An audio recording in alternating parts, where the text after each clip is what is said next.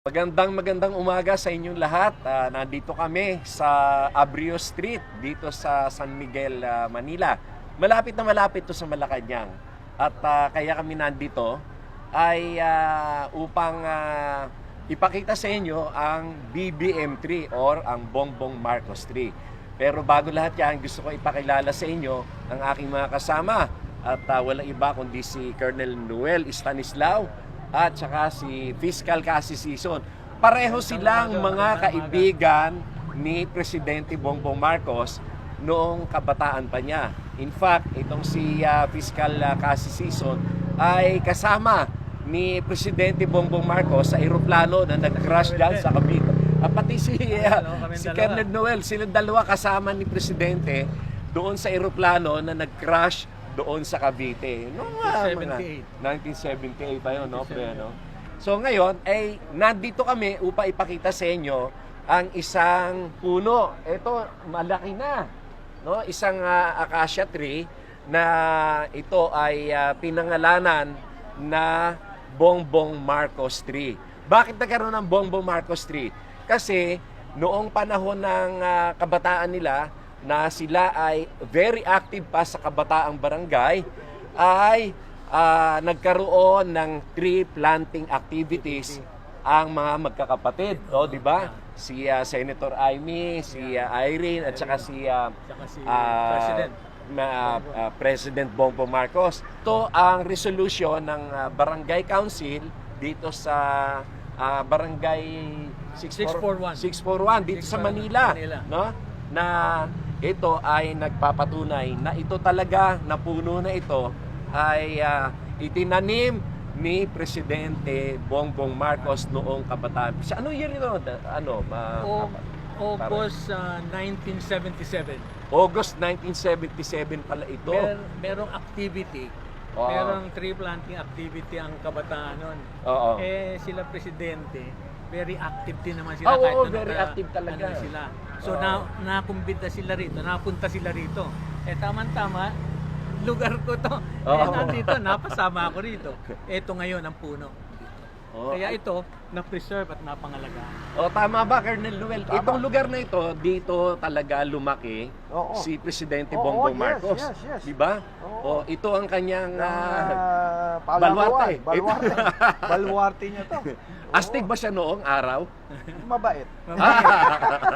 At alam nyo ba na si Presidente Bongbong Marcos mismo ang gumamit ng pala para maghukay ng pagtataniman itong puno na ito. Ayan, nakikita nyo rito, may hawak na pala si Presidente Bongbong Marcos. At ito ay maghuhukay ng pagtataniman itong puno na ito. Ano? At ito ay balita din ito sa mga dyaryo noong panahon na yon. Ito ay clipping sa August 13 pala. Manila Bulletin. Ito pala yung date nito, August 13, 1977. Ayan, talaga naman nakakatuwa. Ang acacia na to ay hindi namin malilimutan dahil ang laking bagay sa amin na dinulot dito mula nung may bagyo, may kung ano man dumating sa amin. At malaking bagay ito na itayo nila ni Bongbong Marcos po. Ito ay nung maliit pa kami, marami kami rito at nakita namin kung anong mga Marcos na ginawa. Wala sila hindi kami na walang ginawang masama ang mga Marcos. Sila po yung mababait na pamilya. At marami po silang tinanim. Talaga nung araw po, sila po ay madalas pumunta sa lugar namin. Ito ang pinakamasaya naming alaala ng mga Marcos. Lahat nandito po. At hindi po kami nakakalimot kay Mr. President ng mga Marcos. Ito yung lugar nag-istambayan ng mga tao to Madalas nga ginagawa ng chess dito paggabi. Isa nga marami pa nalalasing dito.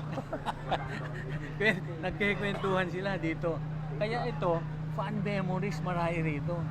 Kaya talagang yung mga tao preserve nga itong puno to. Pero at least until now, meron ganito. Buti na lang nagkaroon tayo ng lariga dun.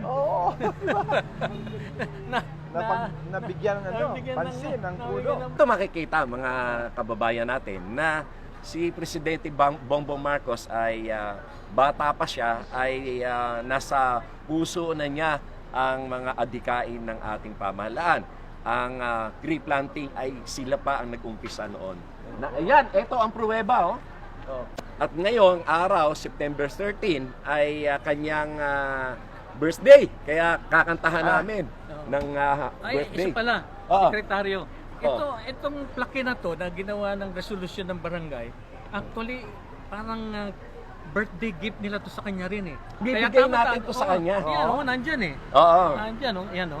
Pero this September, it is with utmost pleasure that we humbly offered this resolution as our birthday gift. Yun. Oh. Yan. Pakaganda. Birthday, nandyan eh. Oh. So, may birthday gift ng barangay. At dahil na birthday ni Presidente Bongbong Marcos ngayon, ay kakantahan natin siya. Tayo lahat, ha?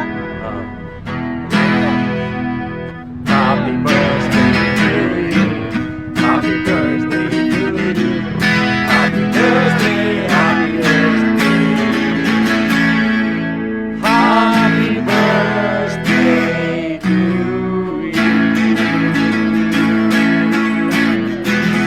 Happy birthday, Mr. President. Happy birthday. We love you. Love you. Talagang hangad namin ang mahabang buhay mo pa at ang good health para mapagpatuloy mo ang paglilingkod sa ating bayan. Maraming salamat sa iyong paglilingkod at hangad namin ang iyong kalusugan, mabuting kalusugan at of course, ang isang maligayang birthday. No? Okay, sama! Ah! Happy